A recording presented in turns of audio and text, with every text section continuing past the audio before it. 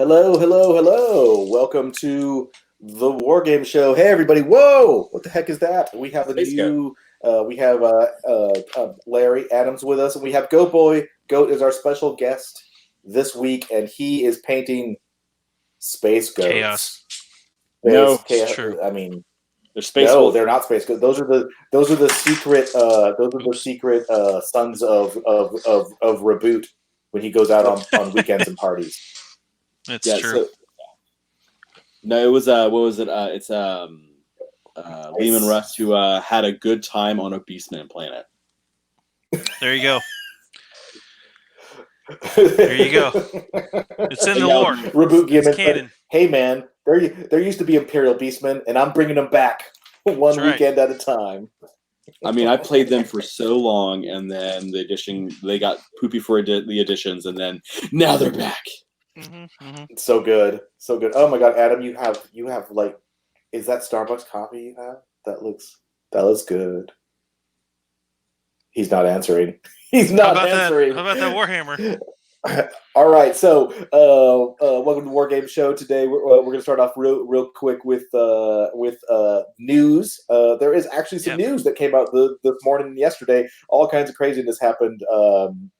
We have holiday bundles. Oh my god, holiday bundles confirmed.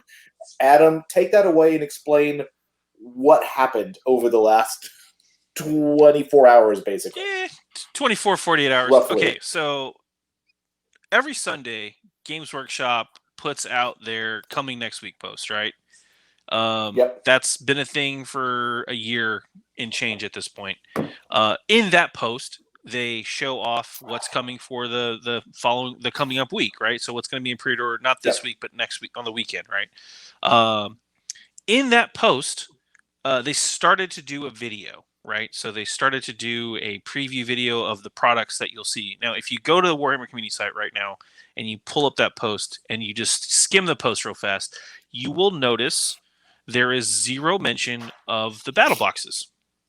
That's because they cheekily slipped in the battle boxes in the video post. And if you watch the 1.5-minute video, you will see only 4 battle boxes. 2 for Age of Sigmar, 2 for 40K. That's all we knew going into Sunday. So Larry writes up the post, where are the battle boxes, what's going on? And then this afternoon, in the morning, actually our time, they put out 2 posts, one for 40K, one for Age of Sigmar. The 40K, they announced there are going to be 6 battle boxes, as well as more combat patrol boxes coming out. Thomas is also wearing a Golden Girl shirt. And for Age of Sigmar, there will only be 4 battle boxes. Strangely enough, Destruction is getting 2. So there's going to be 1 Gloomspite Gets and 1 Ogre Maltribes book, or battle box. Excuse me. Bless you. Whew. So no Death Battle Force at all this year. And we're also getting 1 Chaos battle box, which is Tzeentch Demons. So thank you, Thomas, for Vanna Whiting the numbers for me. I appreciate that. Yes, very nice. Very nice. Very nice. Good job. But it's it was very weird. Retailers have been getting a little antsy over the last couple of weeks about this, because normally the weekend, the holiday bundles are normally announced to retailers early February. Sorry, February. November. So like by now, and then there it is. I was looking for this, and if you flip through it, you can go, like, we got this past week. It's a retailer catalog gift guide thing, right? They send these to all the retailers. The last page has the Blood Bowl 2nd edition box, which we just came out this weekend. It's got the Warcry Catacombs. These are great boxed games. But if you go through, it's current. But if you go through the rest of this booklet, there is zero goose egg mention of the battle forces in here. So again, based off of the information we had come Sunday afternoon, it was like, where are the battle boxes? What's going on? Furthermore, if you actually read the posts that they put out regarding the battle box bundle deals, they don't have a release date yet. They don't have any pricing information given out. They said in, I believe, the Age of Sigmar one specifically, hey, we don't know when these are going to be out but you can follow us on Facebook, and we'll have more information later. So, Sure. kind of a weird thing go. today. Kind of a weird thing, but the battle boxes are confirmed. Yep, they are confirmed. So, at some point, which is great news. So, hooray! Yeah. Those battle boxes in general tend to be really good deals. There's so we will see. I believe that last year they did 6 and 6. So this year they're doing 6 and 4. So they're dropping 2 of the AOS ones, and they're all different anyway. They just came out that Marathi stuff too, so there's a bunch of little mini battle boxes of Marathi. So there's really no point because you got 3 little mini things there anyway. Right, and those are the equivalent of the combat patrol boxes that are coming out. So 90, 99? One's 100, yeah. The Stormcast box was $100. That one seemed like actually a decent deal too. I mean, if you do the math on all of them, they're really good deals. Matter of fact, Shadow and Pain is a fantastic deal.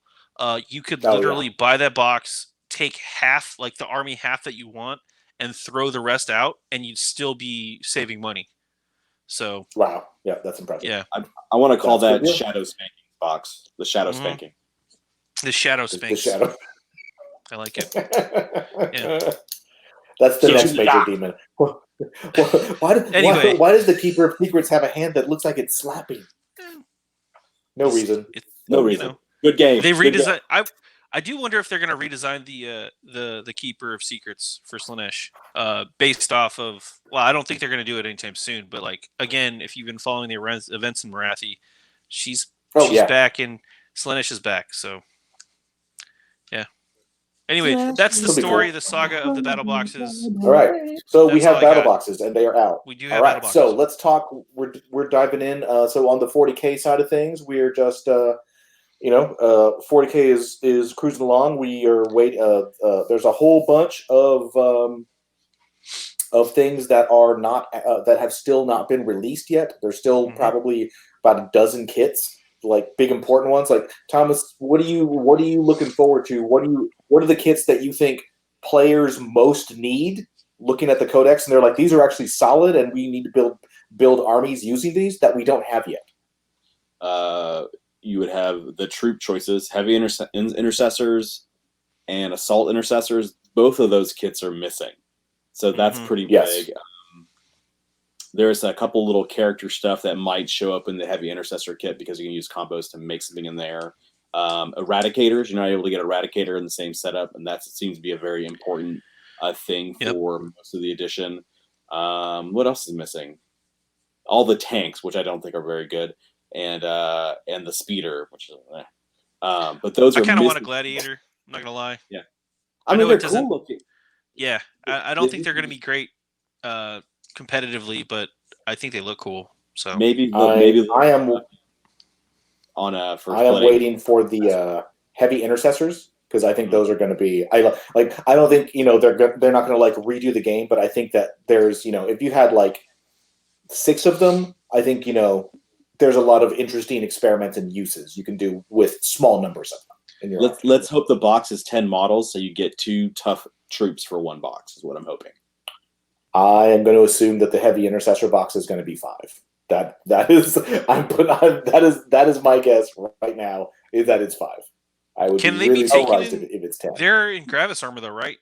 They can take in units of 5 to 10. Okay, so, yeah. I guess I'm trying to remember. Was the picture of them 10 of them, or was the picture of them 5? I think it was 5, wasn't it? I'm looking right now. It's 5. It's 5 for sure. And the unit size is 5 to 10. Is it 5 through 10, or is it 5 or 10?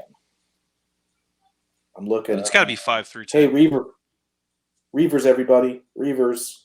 Yeah, Reavers. Please buy Reavers. There they are. Heavy Reavers. Yep. 1 Sergeant, 4 through 9 models. So 5 through 10. Yeah. I'm excited. I'm going to use them. I think they're cool. And then there's still like a few kind of random things on the the flayed ones haven't showed up on Necrons, and we haven't gotten the Cryptex. It's the Cryptex. I thought the flayed ones did show up. No, they're a new combat patrol box, supposedly. Oh. I don't miss flayed ones. We understand.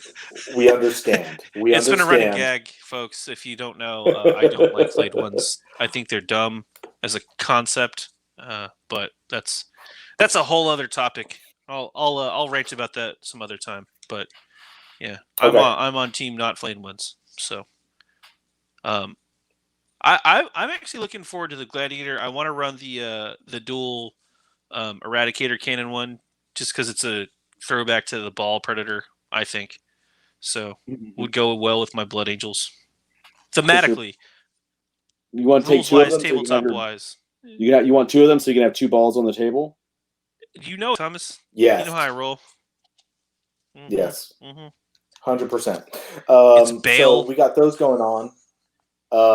What do we think about the what is Thomas, what are you hearing? What are you thinking? What is hot? What are people talking about out there as in Listland? In the there's not all of our big tournaments are down, but there's still small groups of people playing, hopefully safely and socially distanced, and also also there are parts of the world where things are okay. So I think those parts are called New Zealand. Yes. So if you live in New Zealand, tell us what's good in 40K. The rest of the world wants to know. New Zealand, tell us. I saw all kinds of stuff win. Chaos stuff is one. Board control seems to be the bigger thing. That's the biggest thing I'm seeing is a lot of board control. So basically, it's So like give us the basic shtick. You've been playing 40K. So say that you're a player who is used to playing the game in past editions, right? You played in 6th, you played in 7th, you played in 8th. You're trying to wrap your mind around, 9th has come out. It's now a few months old, but no one's really playing it at this point. What does a player need? Like, what are like the basic core tenets that a player needs to understand to be successful in 9th? That's different, that you have to wrap your head around. There's 5 turns. You got to pick secondaries that you can try to score and try to get the maximum out of your secondaries. Sure. If you haven't caught up on the primary by turn 3, and you have no hope of tabling your opponent, you're most likely not going to win. It's mostly a movement-based. It's a movement game, so it's basically a lot of move, controlling the areas, and knowing kind of how you're getting and moving around on there. Killing is important, but not the benefit of the game, bar a few secondaries that you might pick. Sure. That's kind of where I've seen most of them. I said when I'm messing around with it, it seems like having an army that can move quickly, either move quickly to get on objectives or be able to force your opponent into one little specific area seems to be where I went up. Like I've joked that a lot of this edition fits my play style very well, where I'm a very aggressive, fast player, and so I'm moving quickly to engage and everything else in there and cause a lot of movement problems. And so that's where I end up doing, but I think I do better with this stuff. Okay, so I want to do a thought experiment so that the people watching us can get an idea, and I want to try to use the same army.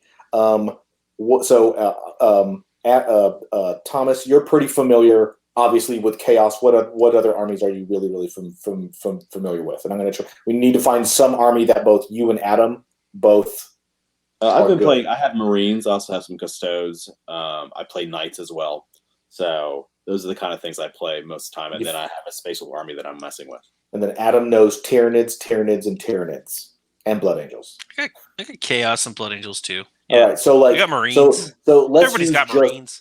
Let's use Chaos Marines as an example. Adam, I'll let you go first. So back in 8th, if you were designing a Chaos Marine army, just kind of off the top of your head, let's go through like a couple. Let's not spend too much time, but what did that Chaos 8th edition army look like when you were mentally putting it together? And then we're going to have Thomas say, and this is how, and then Thomas, you'll come in afterwards and talk about here's how things are different and how I would build a 9th edition Chaos army. So are we talking something that I would build for like a more competitive game, or something I'm just throwing together? 100%. 100%. Okay. Berserkers would be in there. Corn Berserkers, obviously, because that's how I roll. I'd probably want to throw in the Lord Discordant, if not 3 of them. I think I'd probably want probably some just Chaos Cultists would have to be in there for objective holding because that's what they did in 8th edition. What else would be useful? Would I ally in some Chaos Knights? Chaos Armigers would be good for some long range firepower if I wanted to ally something in there. Right, and that's an army designed to just be super lethal, which was all 8th edition. It was just kill. Yeah, so yeah, I probably would have a Chaos Knight of some type in there. I definitely want a Lord Discordant, like I said, maybe 3. Some Khorne Berserkers for some extra punch in close combat, and some Chaos Cultists. You would have to sprinkle in the flavor of Chaos that you'd want to play. Sure. So if you were like, I want to do Emperor's Children for all their crazy shenanigans, more power to you. Death Guard, obviously, but the core of the army was probably going to be, for me, Lord Discordants, Chaos Cultists, and some Knight type support mix in with your flavor of Chaos. Yeah. All right. So Thomas, now take us through mentally. What does putting the Chaos Space Marine army look like now in 9th? It depends on what version you go to. So we'll go with the Khorne one that I would probably play if I was doing Khorne. Okay. You have Berserkers in Rhinos. Berserkers have a double attack, allows you to consolidate twice, allows you to pile in twice, which is super important. And then with a CP, you can also pile in a 3rd time. So you end up having an army, and their rule isn't affected by you have to be within an inch of engagement range to pile in again.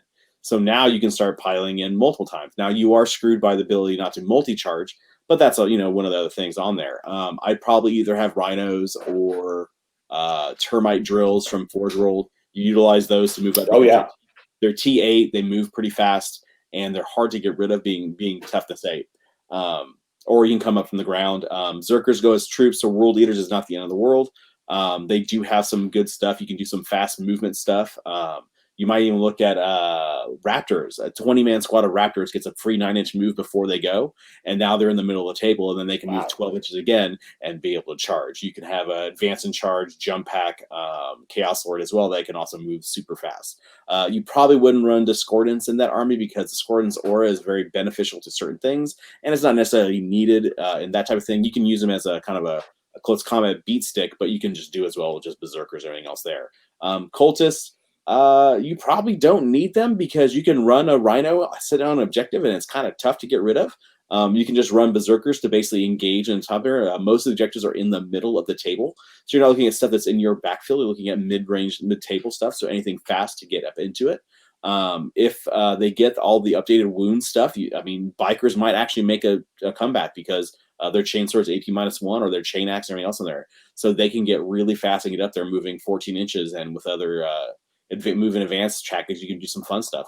A unit of Terminators for Red Butchers are really, really annoying because you get double assault Red Butchers.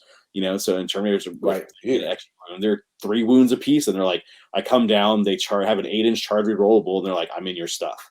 And Lightning Claw guys have, 2, 4, 5 attacks, 6 attacks apiece. Rerolling wound can be really, really nutty. So there's a lot of weird stuff on there, and Chaos is at a really odd place because what makes them good is that they can combo with a bunch of stuff if they want to, but they really need the boost that Marines got to their wound profile and everything else to make them to really kind of help them get into to make what the normal Chaos Race Marine. Like most of the time, you see them as a combo piece, which is whether it's psychics or some other combo piece added into it.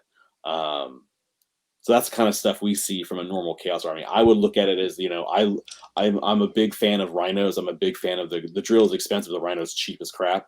And now that you can put as many guns on it and it'll move and shoot like a normal does, you can have Havoc Launcher and have Combi Bolters shooting off of it. And it just gets in the way. And it's just the thing that drives around with usually at most one thing overwatching, if you can help it, means that you can just always throw guys in and throw assaults in and kind of do dumb stuff. All their characters are good. You run... Yeah, it sounds like overall one of the kind of things I'm seeing more and more of when I'm looking at these 9th lists is it looks like transports are kind of coming back, like to a degree that they weren't, well, like compared to say 8th, where like like no one took transports. I ran rhinos a lot, and people started coming back to them for Death Guard towards the end because like you needed that speed to move up. And I've always vehicles like that. The big thing with the rhino is it doesn't explode too bad, and you kind of like whatever, you know. You basically set your armor to that explosion is not going to ruin your day. A lot of other armies get ruined by explosions, so they become a lot less gun shy on that type of stuff. The other thing, like in a Warlords army, I would probably look to running 3 decimators from Forge World. That's what make you run into scoring more. But that's a lot of points in the back because they're the only thing that does. They're one of the few things that do targeted wounds for Chaos now. Targeted mortal wounds. You have a lot of that in Necrons, but Chaos can do it with these guys, and they're 180 points for a lot of wounds that can kind of trundle around the board and throw mortal wounds at stuff, which I think might actually be good. If everything starts getting more wounds, then a single more wound is not nearly as important, but we'll see. Yeah. It's funny, listening to the 2 different styles of list building too, but in terms of like Chaos units that cross over, we both mentioned Berserkers, so I think that's pretty strong. But after that, like 8th edition, you're playing Chaos, you went with Chaos Cultists. 9th edition, don't need them as much.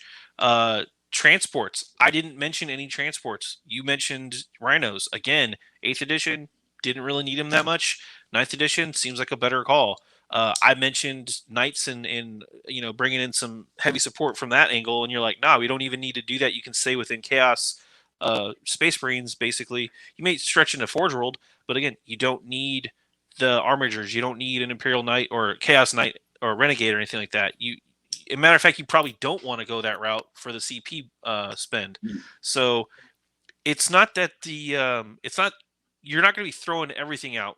You're not throwing the baby out the bathwater from your old 8th edition army for Chaos, but you do need to re-examine it for 9th edition. You do need to take into account the objectives, the missions, the playstyle, the size of the board, and the 5-turn limit, and build around that if you're going to be more competitive and really just looking for the streamlining units and the aggressive. I think, Thomas, you phrased them as bully units, right? Mm-hmm. Units that are. Can you explain that concept to folks that may not know So when I say someone like bullies, so you have a unit that forces their will on the opponent, whether it's doing aggressive damage to them, shooting them, or pushing them in a specific zone. Like you're saying, I'm gonna push you back into your locker, you weenie nerd, and I'm gonna take your milk. That I always say when you do any kind of bullying, I'm forcing you into a decision that I want you to make. I'm forcing you into this choice that I'm pushing you into this zone. So a lot of times, like I usually play very aggressive and kind of like a wide range of aggressive. So I'm basically taking a portion of the board, and either I'm going to push you into one side or I'm going to push you into the other side. And that's the kind of idea when I say a bully unit.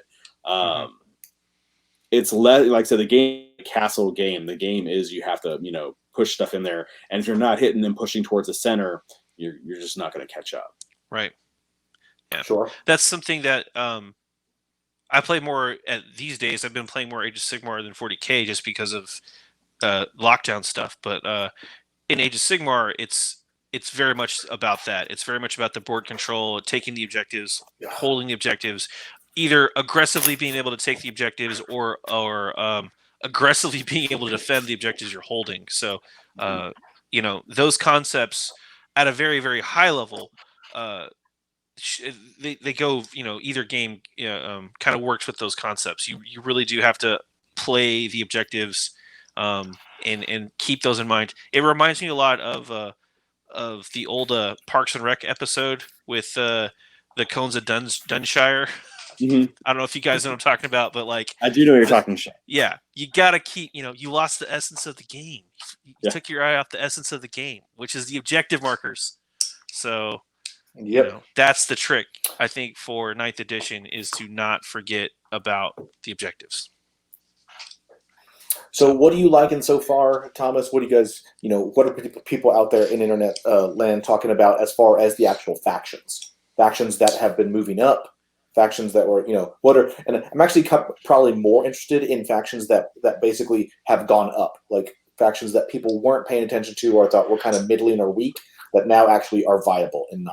What are you thinking? And what are real quick, Thomas, before Adam you has answer something that he's just real quick before you answer that, we did start working with BCP again to post the tournament results again. So if folks are curious about the tournament meta, we started doing that again. We took a long break because of the pandemic, but now it's back. So anyway, and because of Ninth had just started, people weren't really playing. That is every Thursday. It's every Thursday. Every Thursday. Mm-hmm. Every Thursday we do that. All right. So what are you thinking, Tom? Well, what are you hearing? What do you think? Faction-wise. I've had I think the Space Wolf book was actually good. I think the Death Watch book is interesting. I think that's interesting. It's going to take a little bit for people to dig into that.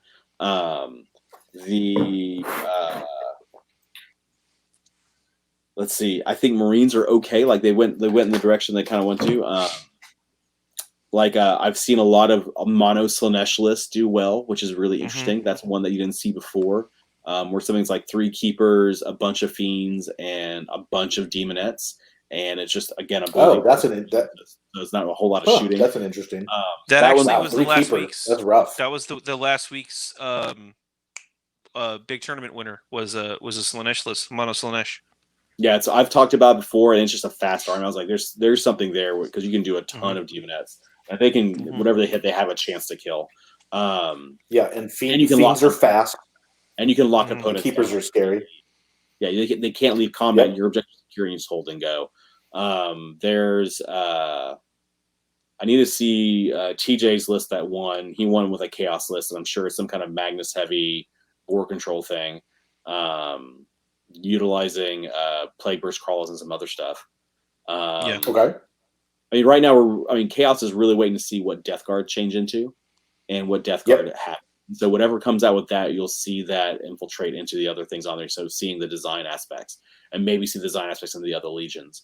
Forge World wise, Forge World, I said there's one thing I thought they brought. Like there's 2 things in Chaos that are really good they brought, and we'll see them more because no one played the Forge World this weekend. Was Decimators and Termite drills. I think we're going to see. Drills are going to show the termite in particular termite like I'm actually surprised that its stats are just shocking. It's so good. It's still pretty expensive. I mean, it is expensive for a troop holder, but it's just good. Like it's super solid and super tough, which makes it makes it good. I mean, I think it's worth the points just because it can show up where it needs. I mean, it's not like a Rhino that's primary purpose is just to get you there. I mean, it gets you there, and then it has plenty good guns. Like there are many tanks in the game that don't have guns as good as the termite does. So it's kind of almost like a medium tank transport. Exactly. So it's just tough. Like I said, it is expensive, and it does have a rough meltagun on it. So I mean, it is kind of rough off of it. So I mean, we'll kind of wait and see. Like I see a lot of players on Ninth. There's a lot of Knights show up, and they just don't do very well right now. But I think it's because people have that. It's easy to build an army. I expect Thunderwolf Armageddon to show up as well because I think it's a real you can do tricks with Marines in it that allows you to have objective secure Thunderwolves running around as you need it. I mean, if you talk about mentioning what you're talking. Going back to what you were talking about earlier, Thunderwolves are tough. They're fast. I mean, they're efficient. Super fast. It's a bull. And the board is smaller, so they can get there. And then they'll have storm shields, and so they have a decent ability to ignore small arms fire, and then big arms fire. They have a 50-50 shot to ignore it. So, and they're cheap. It's like my army runs 15, and then characters, and then some other stuff, and like 30 dogs. Right, get in the way. Yeah. So that's why I like Space. There were a few armies that have a blob squad to basically be like Marines that can cover up and cover the table. So I don't know. I mean, like I said, it's like we're not going to see. It's going to be a while till we actually have events going strong and start seeing stuff on there. Like the same people I see win there, that win well with bad stuff are showing up.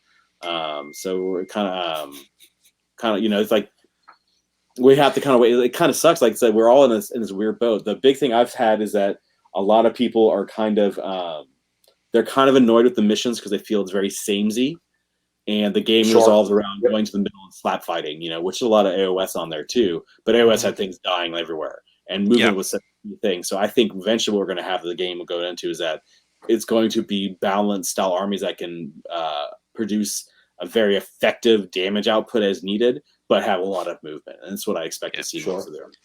It's definitely it's still early, I think, in the edition too. We've only had realistically 2 major codexes and some supplements come out for the edition for army building, so people are still forced to build according to their previous army lists. If you look at the stats so far too that we've been tracking, I mean, obviously Adeptus Astartes Marines are still going to be one of the top lists you're going to be facing, but it also looks like that Slaanesh list is a bit of a spoiler army because the Chaos Demons don't really show up in terms of winning events the most winning faction or the most played faction. So that particular army does seem to show up out of the blue and shank some of the more common armies, if you will. So it's just army. Yeah, that's the other thing too. That's another interesting thing too that we've noticed in the time of pandemic is a lot of the tournament players have also turned to like Tabletop Simulator or some of the other virtual ways to play, and that can also really, really skew the results of tournaments because you can build armies virtually, digitally that you probably wouldn't be able to collect in the real world easily because you can just throw in, I want a Thunderhawk. Okay, sure. You can just grab the file or whatever and play with Thunderhawk versus actually having to buy a Thunderhawk, build it and paint it, transport it to an event, and stuff like that. And just weird like oddball units. You see some really weird stuff in the digital tournaments. So I think those are skewing the results quite heavily. Just want to throw that out there. But sure. Yeah, it's an interesting time, and we're going to continue following it. I would also say if you're going to go to a tournament, please be safe. Like wear a mask, wash your hands, don't touch your face. Yeah. Don't touch your opponent's dice. I know that's kind of a mojo thing anyway, but think about it. Just be safe. Take care of yourself. Watch out for others. Like. I get the need, the desire to want to go play in an event. I get it. I totally understand. But just be safe about it. Be smart about it. That's all. Most of the 40K ones I've seen or have attached to people on they're heavily masked. I think ITC has you get yellow cards for mask going down and not wearing masks or anything else like that. Yeah. With a lot of it on there. I mean, I wouldn't risk it, especially right now. With the way the weekend's going and what's coming up, there's many things I watch some video stuff, and it's always an interesting fight where it's like you have to fight with those with the people aspect. And I was like, awesome. We'll see what happens at the other end of this next year. Like I said, I understand that the desire to want to go play with people or go to an event and stuff like that. Every person's got to make that decision for themselves, but also think about the other impacts down the line and really, really think about it. For me personally, I don't think it's worth it. I'm willing to wait more, but I'm also a bit of an introvert, so I'm totally fine staying at home and working on models or whatever. Just talking hanging out, painting. Right. Thomas is super extrovert guy, so he's like, I got to get out of my house. No, I'm just kidding. No, I don't. Like I said, I don't play. I've played a few times with friends here. I might have some garage open outdoor play with some of the friends masked up that I think we'll be setting up before long, depending on how much on fire Texas stays. Right. 100%. My social circle personally has shrunk quite a bit for this stuff. I only hang out with people if I hang out with anybody, which is super rare these days, but I'll only hang out with them if I know that, they've been doing the same stuff I've been doing, which is staying at home as much as possible. So don't get out much. Yeah. Yep. Plus we live in Texas, right? So allergy season is kind of scary right now. I'm a little stopped up, and I'm like, is that the Rona? No, that's just the mold in the air right now. So now we have the it's not somebody cough. It's the whole it's I'm tired cough. I actually just have a cold cough. I have allergy cough or COVID cough, and everyone is freaking out. Someone coughs and everyone. In Central Texas, it's very bad. You get your flu shot yet? Yep. Not this this really year, weird. I was in Costco, so I pulled down my pants to get the shot in the butt, and just it was weird. And I was like, I'm a premium member. I get this is what I get as a premium member. You put that shot in my butt. And now I can't go back to Costco.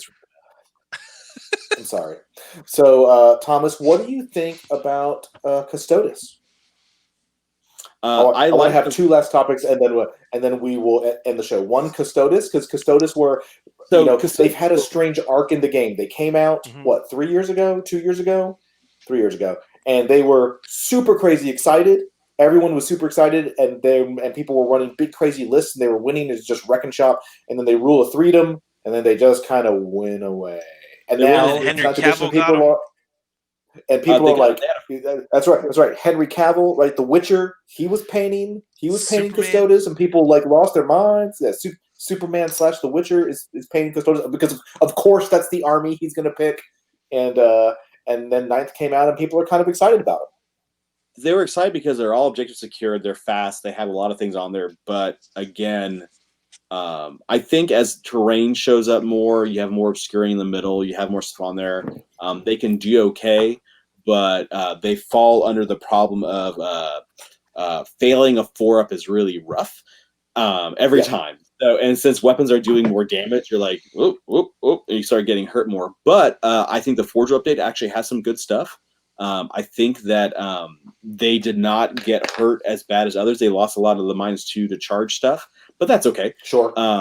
They got a cheap troop, a 150-point troop that's cheap for them. That actually has a decent gun, and they have 2 of them. Oh yeah, I know what you're talking about. I like the dreadnoughts are actually okay because they have 4-up invulnerable saves, which means they fall to the ability to go to 3-up with the Custodes rule. So you have 3-up invulnerable save dreadnoughts that take 1 less damage, so they're kind of tough.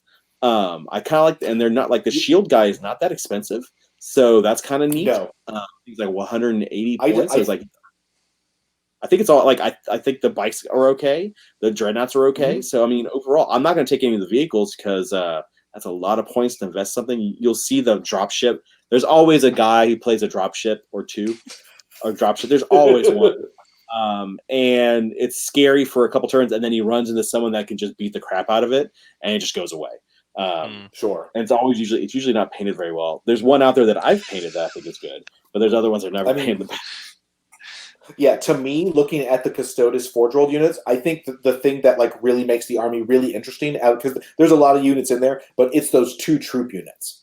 Because it gives them so much variety of troops. Like like the army really needed some ability to be interesting and flexible, and it's highly unusual to have a troop unit that's that's kind of like the equivalent of other armies' devastators, because the Sagittarium guys, that's a really like, it's not the greatest shooting unit in the game, but it's a super interesting unit to be troops. It's the one with those the kind of stats. The combi weapon thing, which is like they have a combi heavy bolter on top, and then a combi sort of plasma on bottom, and so it's really interesting because they can shoot both. So there's like run around just throwing damage out, and it's a damage 2 gun, which I like. I like the fact that the top gun's damage 2, and the range is good. Like, it's a decent range.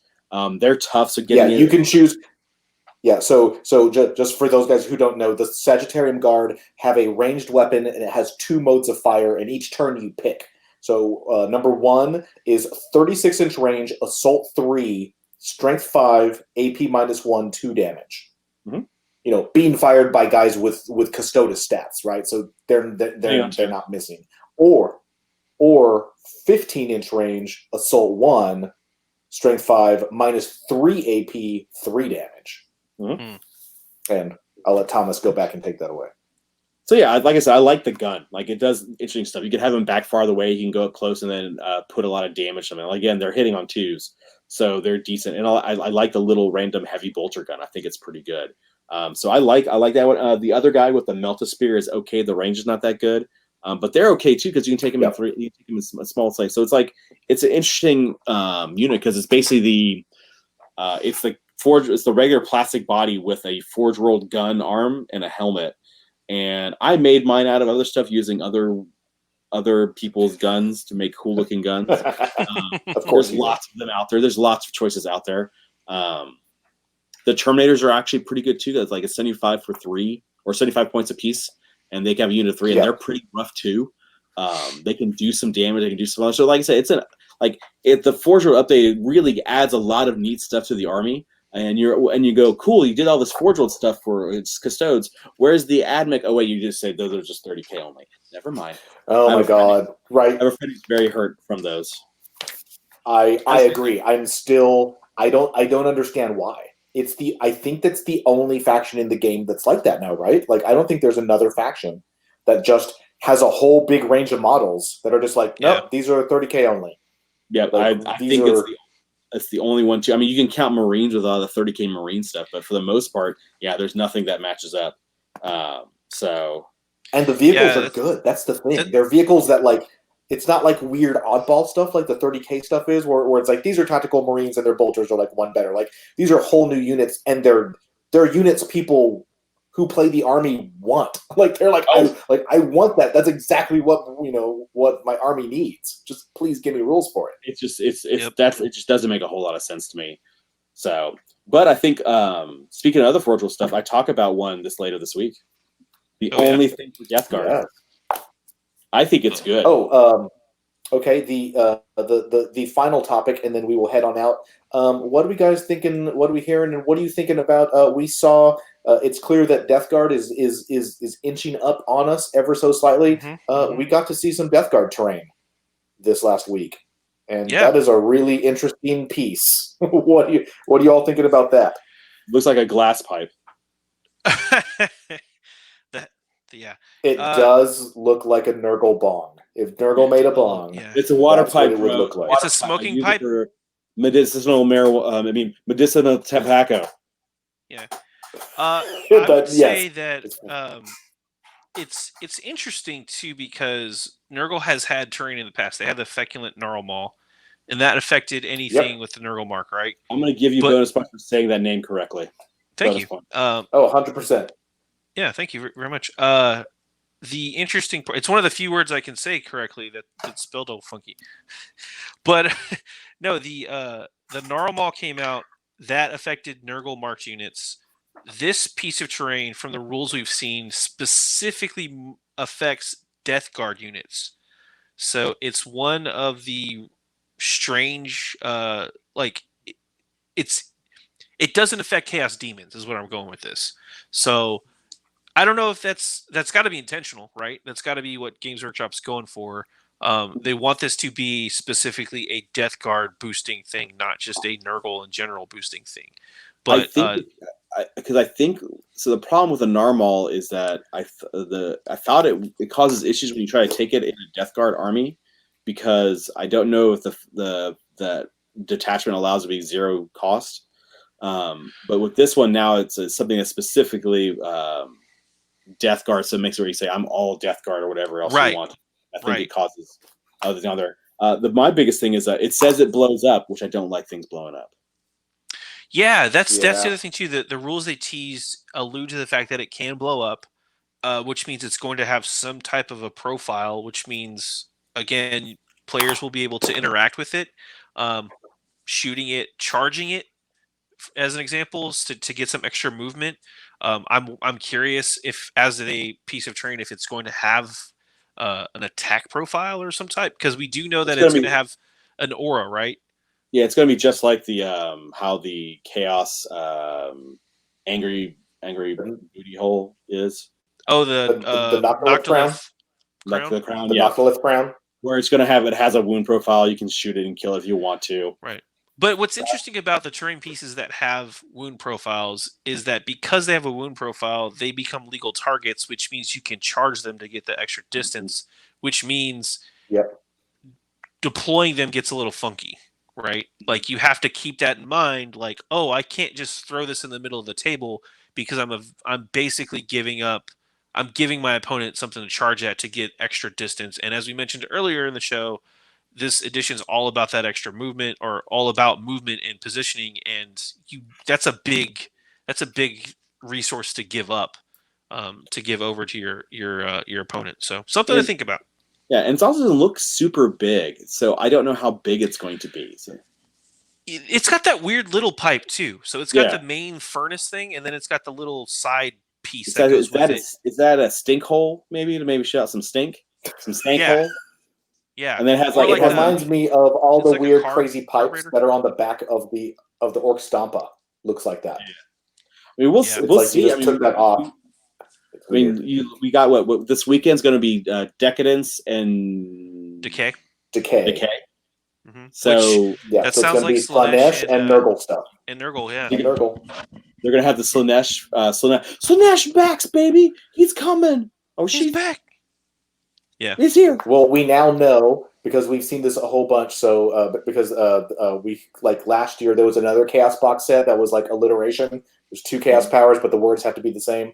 So that's your new thing. Is now you can have a competition and you can figure out what all their future box sets are going to be named. So they're going to have. I got one for you. Change and Carnage is going to be Tzeentch, Tzeentch and Tzeentch and Khorne. I got a Khorne one for you. It's Khorne Nurgle. It's going to be called Blood and Boils. Boom. Oh yeah, that's good. Yeah, I like that. All right, I think that is going to wrap us up. Goats and Grots. Yeah, Thomas, what's your Goats and Grots? What was that? It's a Space Goats versus a Grot army. The Grot Revolution army. Goats versus Grots. Goats and Grots. I love it. I like it. Goats and Grots is great. That's the Age of Sigmar one. That's going to be Beastmen versus Gits. I got the weathering on this bad boy. I like it. That one's for you, Larry. Hey, that's nice. I like that. Along, man. Very good. I haven't done the tires yet, but there you go. Yep. Excellent. Doing good there. That's my Orlok truck. What is your real quick? We have a question from the chat. I will let Thomas answer that one. What do you guys think is up with Sisters of Battle? Where do you think Sisters of Battle are going? It's okay. You have to make a good face, Thomas. I think there's a new model. Or where are they now in ninth? They're okay. It's another just an expensive army, but it's a horde army. I think again you have to look at it making a movement. So I think you're going to be seeing a lot of vehicle push and everything else like that. You have to be aggressive, but it's one of those annoying armies because you can have the I ignore -1, -2 AP. They're annoying to deal with, but they're never going to get more wounds. I mean, this is their book. It's probably never going to change. Yep. There's a new model coming. You saw that. Basically, a lieutenant model coming. Palatine. Yeah, it's going to reroll 1s to wound, so that's neat. I don't know if they're going to do anything else like that. It's kind of annoying that they didn't add that in the beginning. You would think they would have a default set for every army, and it would always be, we got to have reroll 1s to wound, got to reroll 1s to hit somewhere. Orcs don't have that, which is really annoying. So, I don't know. Orcs just get more shots. Cool. They don't get rerolls. They just get to shoot more. Yeah, I know. I mean, well, there's army status that let them reroll 1s, but they don't really have any reroll wounds, which is interesting. I mean, they have reroll wounds like kill saws and some of the weapons. But okay, guys, we are starting to run out of time. I'll let Mars. You want to talk about what is up for the rest of the week, and then we're going to close out with our snap question of the week that you have to answer in 3 seconds. So, coming up later this week, we have the RPG Corner tomorrow at 3 p.m. Central. We're going to be talking about Tasha's Cauldron the entire time. It's going to be a great book. JR, our RPG writer, is kind of describing it as stepping up the current edition by half because of all the stuff that's in it. Wednesday, we've got Goat Boy on twitch.tv/BellofLostSouls at 8. What you working on? A client's Space Wolf army that isn't Space Wolf colors. Probably, or either that or a Helldrake, the Flawless Host Helldrake. So either one. Oh, nice. Ooh, a pink Helldrake. I like Friday, we've got Adam back in the studio to talk about this weekend's releases, thanks to Dragon Slayer Austin, and that's at Friday at 3 p.m. Central. And we'll be back here on Monday. Dragoon's Lair. All right, guys. For your 40K snap question, you have 3 seconds to answer. You can only buy one, and it is based purely on visual looks. What is your favorite and the most badass looking Warhammer 40,000 terrain piece that you can get? Adam. 40K terrain piece? Yeah, like the faction terrain pieces. Oh, are we talking? Sorry. Are we talking faction terrain, or are we talking just terrain kits? Your choice. Okay, because the Imperialis, we made the big castle out of it. The big palace. Okay. Yes. So I forgot the name of it. The Sector it's Imperialis. The terrain. Yes, it's the Sector Imperialis. That is your favorite. Yes, that is by far my favorite 40k terrain set. Sector Imperialis. Close second, Zord Mortalis for Necromunda. Done. Sure. Thomas. Chaos 40k Butthole. The Noctilith Crown. Noctilith Crown. Gotcha. That Noctilith Crown is really sharp. Like we built that thing. It hurt my hands. I was like, ow. It's like the super hard plastic. It was like when the Age of Sigmar had the Dread Forts and like nobody wanted to build them. After an hour, it was like, I need... We actually have all of that set of terrain in the studio, and the shelf that it's labeled on, is labeled as Pokey Bits Might Hurt You. Yes. 100%.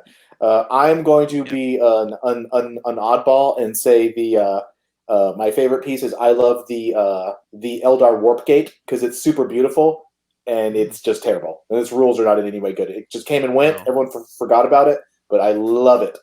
What's the marine terrain piece? Is that the drop not drop pod now? No, the hammer fall. No, because that has. I mean, maybe it has stats. It's a fortification. It's a fortification. I don't know. Is the Noctilith Crown a fortification? Mm-hmm. Oh well, then yes, that counts. That is not my favorite. LL Warpgate, 100%. I still think the Imperialis terrain is the best terrain. It is super good. You don't like the this is the international symbol, by the way, for the Gene Stealer cult drill. The drill. I like the drill. No, I like the drill. Welcome to drill. It's going sideways, Thomas. There's two of them. No, Thomas, that's the international symbol for the termite. The termite does this because it tunnels. Yeah. There you go. No, I like that's the international drill. symbol for the termite. I like the drill. All right, everybody. That's our show. You can bring the goat on, but you can't make him behave. I love Golden Girls terrain. forever. I love terrain. Everyone, we will catch you next week. Thank you so much for hanging out with us. Philippe, thanks for those questions. James, thanks for the comments. Thanks so much. We will catch you guys. Same bat time, same bat station next week. Talk to you guys later. Austin.